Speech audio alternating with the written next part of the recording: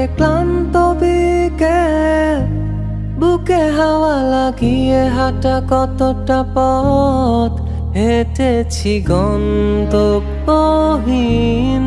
চেনায় শহরের গলি। তোদের মাঝে যখন থাকি আমি পৃথিবী তখন আপন লাগে।